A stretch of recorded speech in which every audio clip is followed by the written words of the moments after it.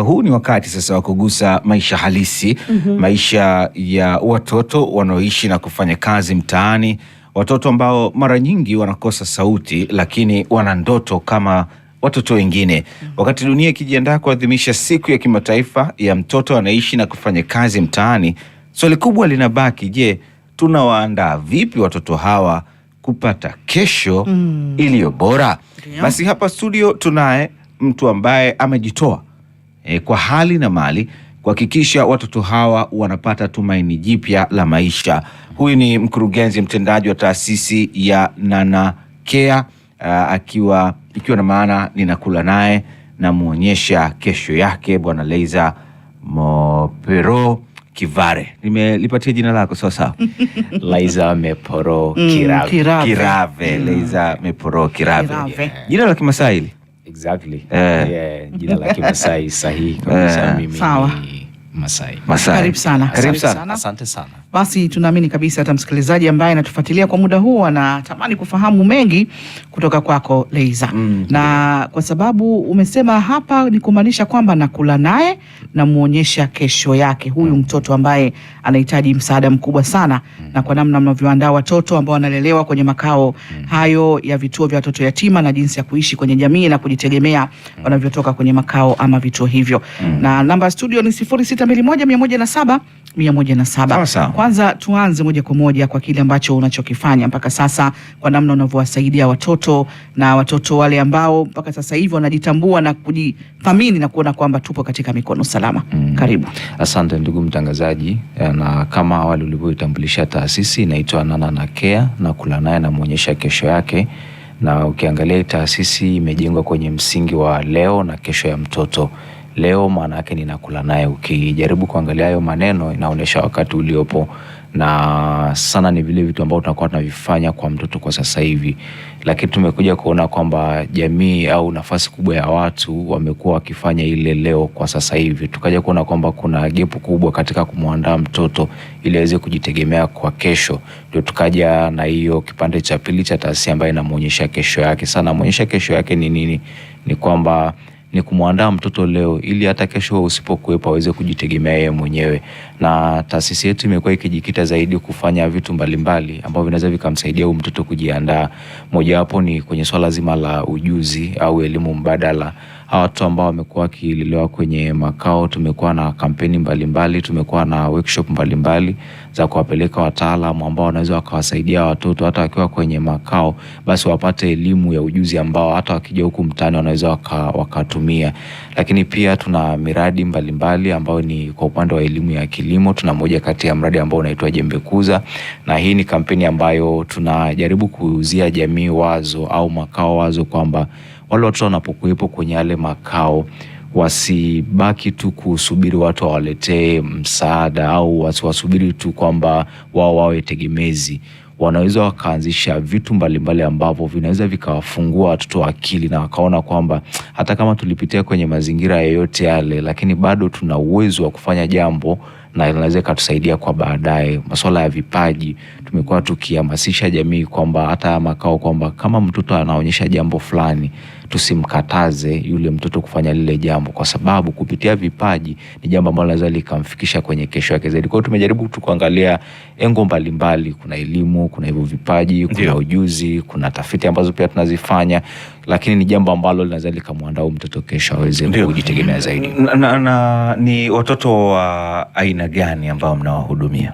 Lengo letu kubwa la kwanza la taasisi ni mtoto kama mtoto yeyote yule. Hilo ndio lengo letu kubwa la kwanza, kwa sababu ujue tafsiri ya mtoto anaweza akawa kwenye mazingira hatarishi akiwa kwenye mazingira yoyote ile. Anaweza akawa hatarishi kwenye mazingira akiwa kwa mzazi wake, au wengine ambao ni watoto yatima na watu ambao wanaishi mtaani na vitu kama vile. Lakini hiyo ndio target yetu ya kwanza kama mtoto, kwa sababu tumekuja hata gundua kwamba hata watu wengi ambao wanakaa na wazazi wao, kuna vitu vingi ambavyo wazazi tunashindwa kuvifanya au hatutilii maanani zaidi.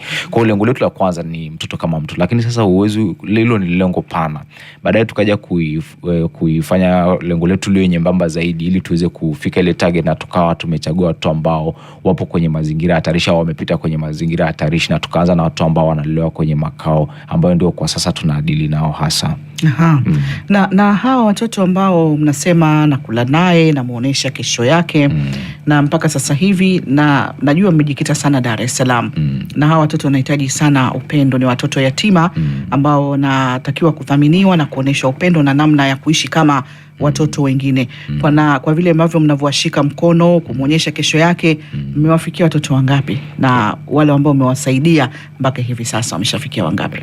Tunamshukuru Mungu kwamba toka kuanzishwa kwa taasisi yetu haina miaka mingi sana, lakini tumekuwa na kampeni ambayo imeweza kuwagusa watoto wengi.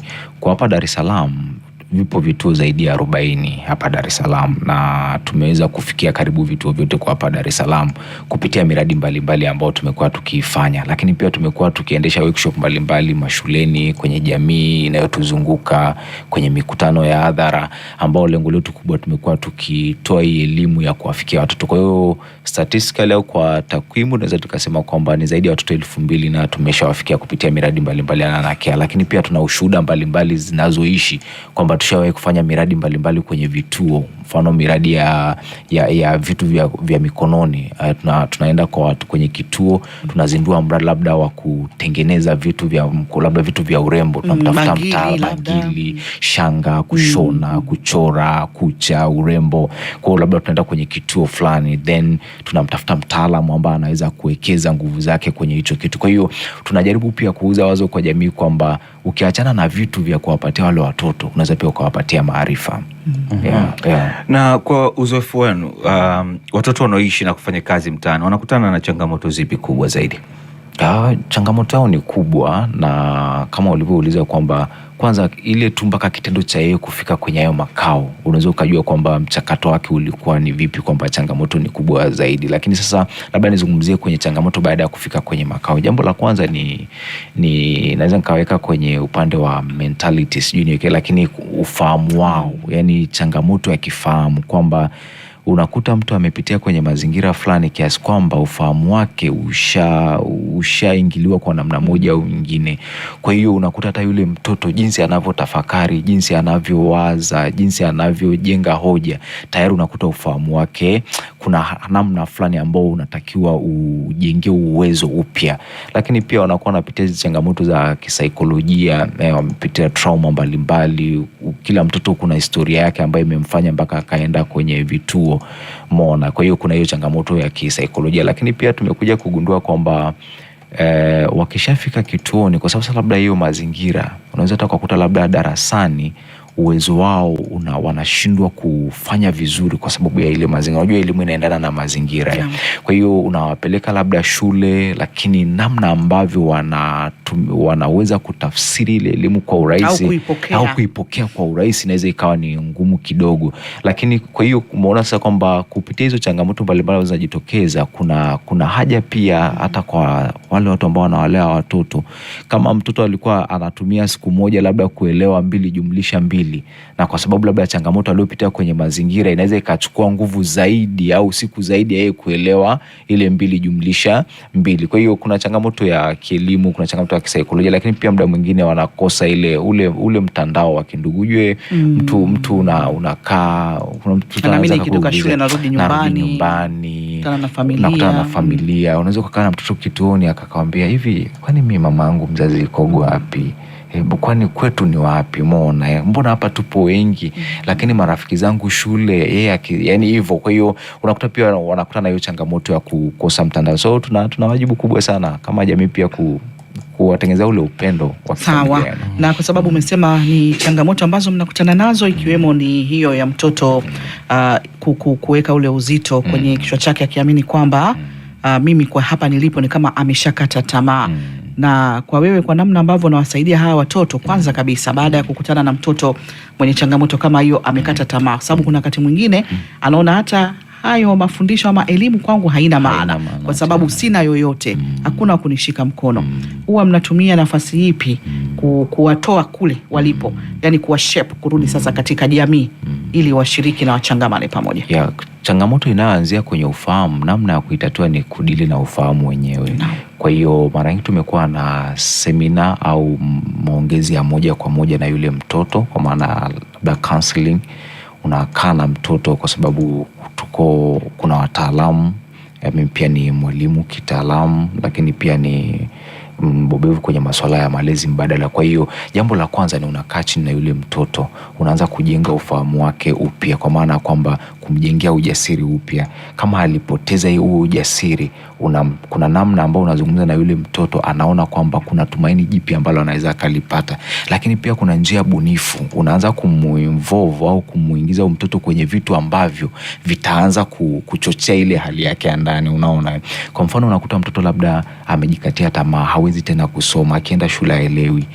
Inabidi sasa uje na njia bunifu ambayo itamfanya mtoto aweze kwenda shule. Mfano mzuri, unazungumza na mwalimu, akija huyu mtoto hata kama anakosea, ule mtoto anakosea shuleni kwa sababu tayari amekuwa na kovu. Unazungumza na mwalimu kwamba huyu mtoto tumpeleke kwa namna hii, unampeleka shule hata akikosea, mwalimu asiwe treat kama mtoto special. Lakini anavorudi makaoni, sisi ambao tupo kwenye hayo makao tutakuwa pia tuandae plan nzuri namna gani ya kuponya wale watu. Lakini pia nje ya bunifu kupitia masuala ya teknolojia, masuala ya michezo, masuala ya kutengeneza ile kuungana, unasema kwamba bond, unakuta tayari akili ya yule mtoto inaanza kupona. Lakini pia njia nyingine ambazo tunatumia kwenye upande wa ufahamu wa watoto ni kuwekeza nguvu zaidi kwenye kile kitu cha ziada ambacho anaweza kufanya. Unaweza kukuta kwamba shuleni hayuko vizuri sana, lakini kuna kitu fulani ambacho anakiweza, labda kipaji.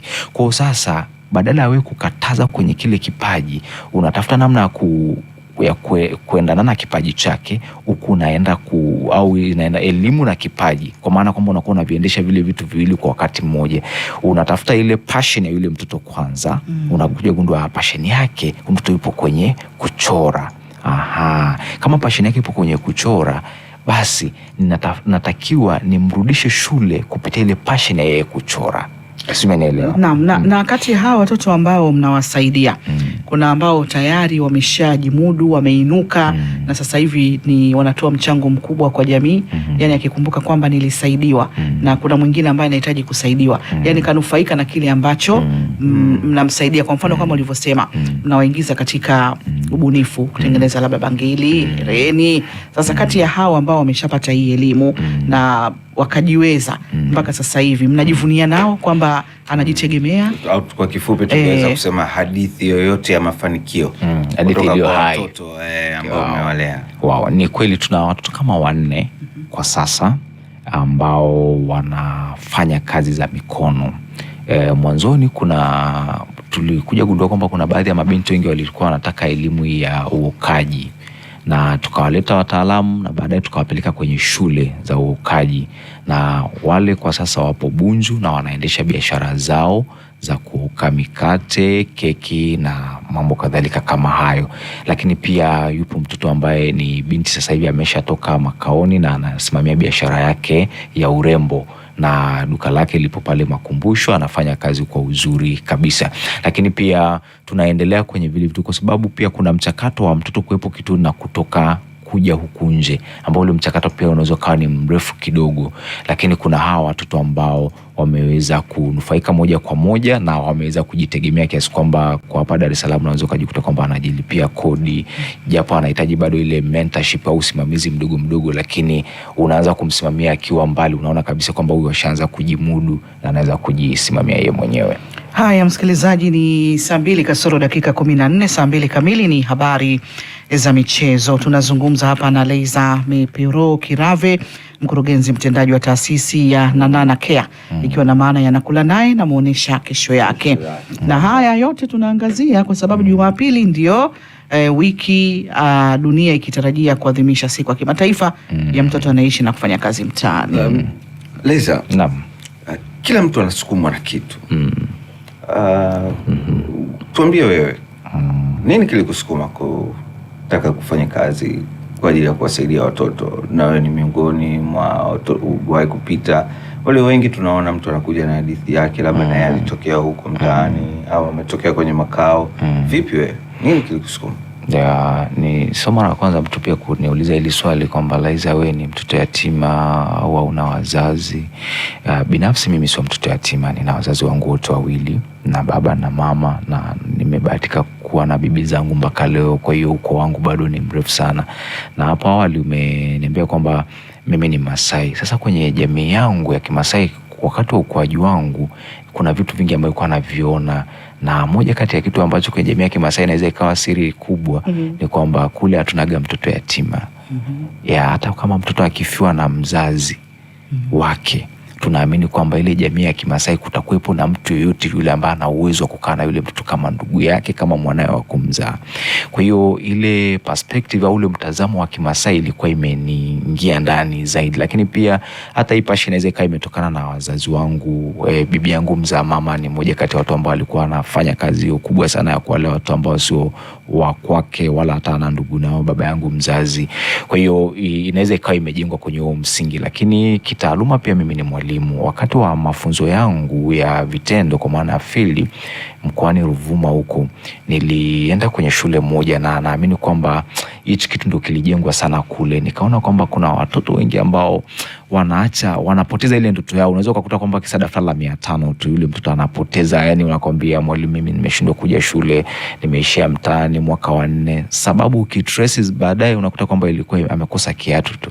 Je, ni kweli daftari inaweza ikamfanya mtu akashindwa na masomo? Kwa hiyo ile passion ilianzia vile, jinsi na mimi nilivyokuwa nasoma sekondari. Kuna watu pia ambao wamenishika mkono, nimepita kwenye mambo mbalimbali au malezi mbadala mpaka imenifikisha hapa leo. Lakini zaidi ni ile wito ambao Mungu anaweza kaweka ndani ya mtu, inaweza ikawa kwa namna hiyo. Hayo yote ni kutokana na moyo wako kama ambavyo umesema wa kujitolea na kuwasaidia watoto ambao wanaishi mtaani. Na kwenye maoni kuna huyu anasema ubarikiwe sana kwa kuwasaidia watoto, lakini Mungu akubariki sana sana. Gimbi Ntoga kutoka Mnguli, wilaya ya Mkarama. Anaitwa Mariam au Bibi Mariam kutokea Msongora. Amesema pia anakufuatilia kwa karibu sana. Na anaitwa Hashim Kawambwa akiwa Vingunguti. Sawa, asante sana. Na pia amesema anakufuatilia kwa umakini zaidi. Asante kwa wote ambao mnaendelea kutoa maoni yenu, na kama tulivyokuambia tunaye mgeni hapa studio. Ndio. Laizer, sasa kuelekea katika maadhimisho, nini mmepanga kufanya? Kwanza tunamshukuru Mungu kwamba binafsi nimekuwa mmoja kati ya mratibu msaidizi wa makao yote ambayo yapo mkoa wa Dar es Salaam. Na jambo ambalo tumelipanga kulifanya au serikali yetu pia imepanga kufanya ni kwamba ni kualika walezi au wasimamizi wa makao yote ya mkoa wa Dar es Salaam kuhudhuria kwenye hilo jambo, na nimekuwa kwenye kamati za uratibu. Na kwa nini tunataka hao walezi wahudhurie? Wamekuwa ni wadau wakubwa sana wa watoto, kwa sababu hata serikali au maafisa ustawi wanavyoenda huko mtaani kuzungumza na watoto wanaoishi na kufanya kazi mtaani, mwisho wa siku watawatafutia makazi. Kama mtoto hana nyumbani kabisa au ana ndugu wa kwenda, wanawaleta kwenye haya makao. Kwa hiyo tunajaribu kuintegrate au kuangalia namna gani haya makao pia yanaweza kutumika kuwasaidia wale watoto ambao wanaishi na kufanya kazi mtaani. Lakini pia nitoe rai yangu kwa jamii na kwa serikali kwamba bado wale ni watoto wetu, na bado kuna kitu ambacho Mungu amekiweka ndani yao, kwa maana ile hatima ambayo inapaswa kutimia. Yule ambaye yuko mtaani leo anaweza akawa ni rais wetu wa kesho, anaweza akawa ni mtaalamu wetu wa kesho ambaye anaweza kuja kulisaidia taifa. Kwa hiyo tunahitaji kuangalia kwa jicho lingine la tofauti na kuhakikisha kwamba tunawasaidia watoke huko mtaani na waingie kwenye mfumo rasmi wa maisha. Kwa hiyo na wao watakuwa mtajumuika, mtakuwa na michezo nao, mbali na kuwaita hao walezi ama wasimamizi wa haya makao, watoto wenyewe nini mmewaandalia watoto ambao wanatoka mtaani au ambao wako kwenye makao? Ili siku kwanza umeona hizi sherehe kama hizo za kimataifa, tunashukuru kwamba wanaweza kutambua, lakini tutakiwa tuwe makini sana namna ambao tunasherekea au tunaviazimisha. Tusije tukawa kwamba sijui nitumie lugha gani, lakini kama tunaendekeza au tunayafurahia yale maisha. Kwa ukiangalia hata labda kauli mbiu ya mwaka huu ni kwa namna gani ambayo tunaweza tukawalinda wale watoto, si ndio hivyo? Au namna gani ambayo tunaweza tukaishi nao. Kwa hiyo kwa sababu sasa waratibu wa hiyo sherehe kwa hapa Dar es Salaam au maadhimisho kwa hapa Dar es Salaam ni waratibu wengine, lakini nachoweza kuchangia ni kwamba kila mtu ana nafasi ya kuadhimisha hiyo siku kwa namna ya tofauti, lakini natamani akili zetu ziishie katika namna ambao tunaweza tukazimaliza au kuhakikisha kwamba wale watu ambao wanaishi kufanya kazi mtaani, sisi jamii tusiwe kama kielelezo. Kwa kama wewe mzazi, kama wewe ni mwanajamii ambao ulihusika mpaka mtoto akatoka nyumbani mpaka akaenda mtaani, ni wakati huu wa kuadhimisha hizi sherehe, ni wakati wa kujitafakari tena kwamba nilichokifanya ni kitu sahihi, ili tusiazimishe kiasi kwamba tunawasherekea wale watoto kuwepo mtaani. Lakini pia kwa wale ambao wapo kwenye makao, namna gani ambao katika kuazimisha hivi vitu tuwatengeneze ule uwezo wa wao kujitegemea wao kama wao.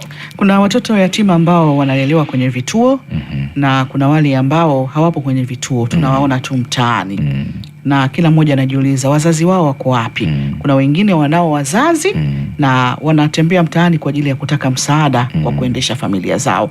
Na tunaona pia kuna watoto wengine bado ni wadogo huko mtaani, wanajitahidi kwa namna watakavyoweza, kwa sababu pengine yeye ndio mkubwa, amepewa jukumu la kuisaidia familia.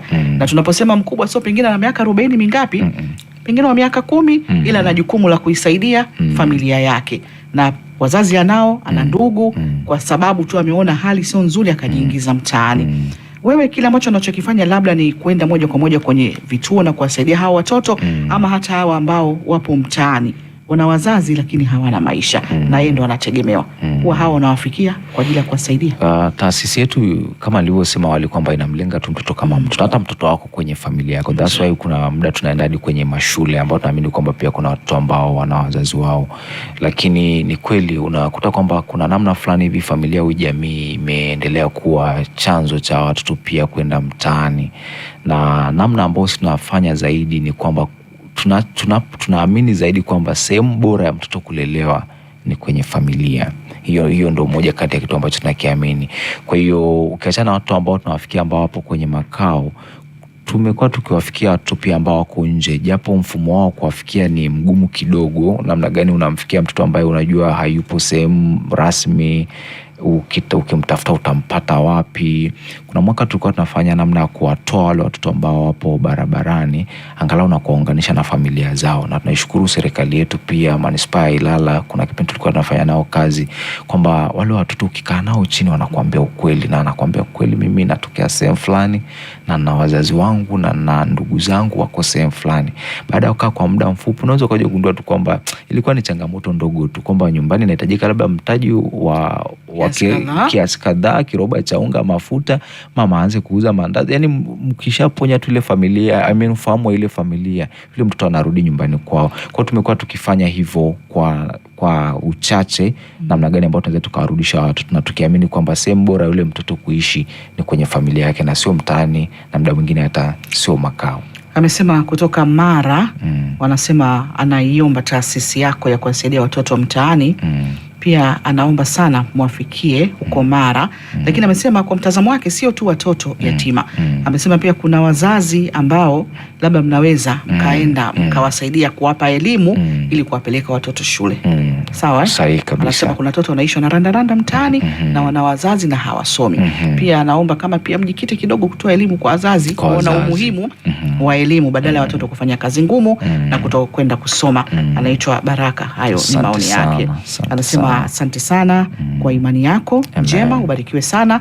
Anasema ni Rea Shintown ndio jina lake hilo. Lakini Kulwa akiwa Shinyanga anasema asante sana kwa kuliona hilo, naendelea na moyo huo mzuri. Na pia ubarikiwe sana. Charles Mawa kutoka Tabora anasema wanashukuru sana kupata habari mbalimbali na elimu ambayo inawafikia mpaka kijijini. Hassan Kuya anasema UFM ni redio bora sana, usikivu mzuri, matangazo bora, watangazaji bora, na ametupa hongera sana hapa. Lakini kuna huyu naye kwa upande wake anasema ya kwamba huo mpango wa kuunganisha watoto waliopo mtaani, je, waliopo mikoani ama waliopo vijijini mnawafikia vipi? Kastori fundi wa Ikoma Shinyanga anauliza mnawafikia vipi pengine wa vijijini huko kwa dakika chache tu labda. Na mara nyingi watoto ambao wako mjini hawatokei hapa mjini. Yani mara nyingi ukitaka kuwarudisha wale watoto unaweza kukuta kwamba wametokea mikoa ya mbali kabisa, lakini kwa sababu sasa kwa sababu unaweza ni ngumu kumkuta mtoto wa mtaani kijijini au kwenye mikoa mingine midogo, wengi wanakimbilia huku. Kwa hiyo kumekuwepo na utaratibu wa kuwarudisha kwenye mikoa yao halisi ambao wametoka. Watoto wengi wanatoka Bukoba, Dodoma na sehemu mbalimbali za nchi.